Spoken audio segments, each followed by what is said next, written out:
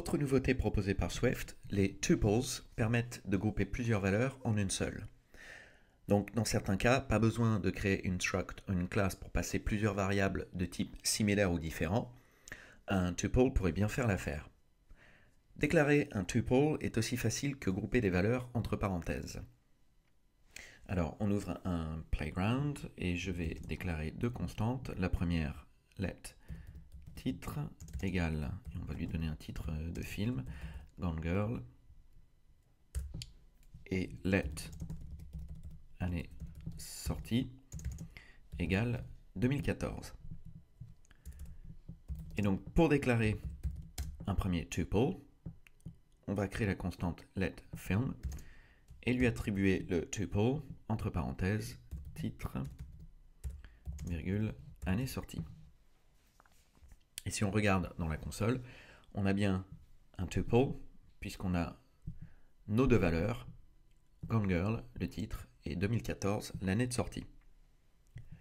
Cela fonctionne très bien et permet de comprendre la syntaxe, mais ce n'est pas la manière la plus courante de se servir des tuples. En réalité, l'avantage majeur des tuples en Swift est qu'ils peuvent nous servir à effectuer des retours multiples lorsque nous allons créer nos fonctions. Alors, prenons l'exemple suivant. Je vais créer une fonction que je vais appeler donc, func afficher film et je vais lui faire retourner non pas une seule valeur comme une string ou un int, mais l'ensemble des deux, un tuple composé d'une string et d'un int. Et on va faire return film.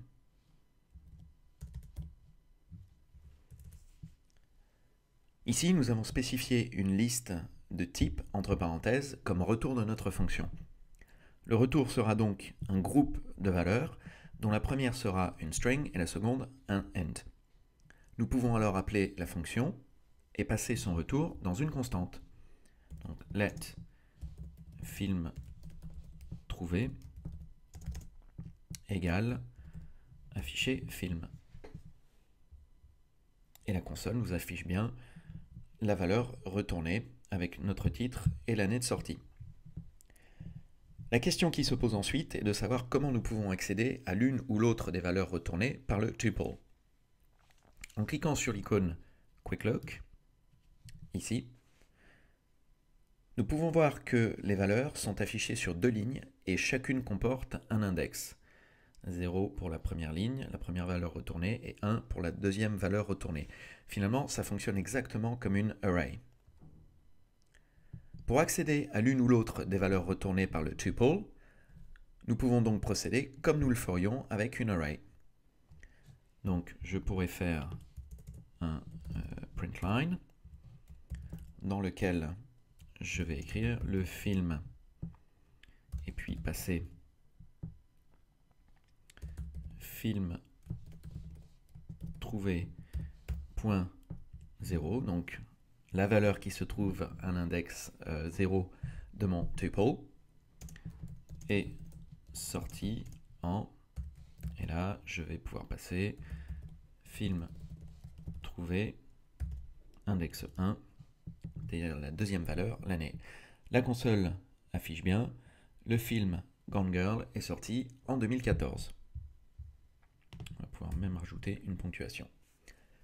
Autre possibilité, vous pouvez explicitement nommer les paramètres retournés.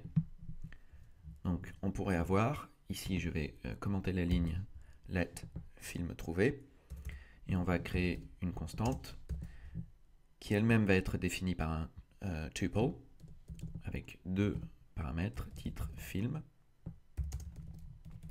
année film, et qui va être égal à afficher film. Comme la fonction afficher film est prévue pour retourner un tuple composé d'une string et d'un int, notre constante elle-même est composée d'un premier paramètre qui est une string et d'un deuxième paramètre qui est un int. Et là, il va falloir que je modifie en dessous ma ligne println et je peux utiliser les paramètres nommés. Donc let titre film et année film, je peux utiliser le film titre film est sorti en année film. Et j'ai bien le même résultat qui s'affiche. Les tuples offrent un moyen très pratique de passer et manipuler des valeurs multiples, ce qui n'était pas possible auparavant avec Objective-C. Pour autant, lorsque vous souhaiterez créer des données complexes et les faire persister à travers l'application, à travers différentes classes, à travers différents écrans, alors vous devrez utiliser des structs ou des classes, et c'est ce que nous allons aborder dans les chapitres suivants.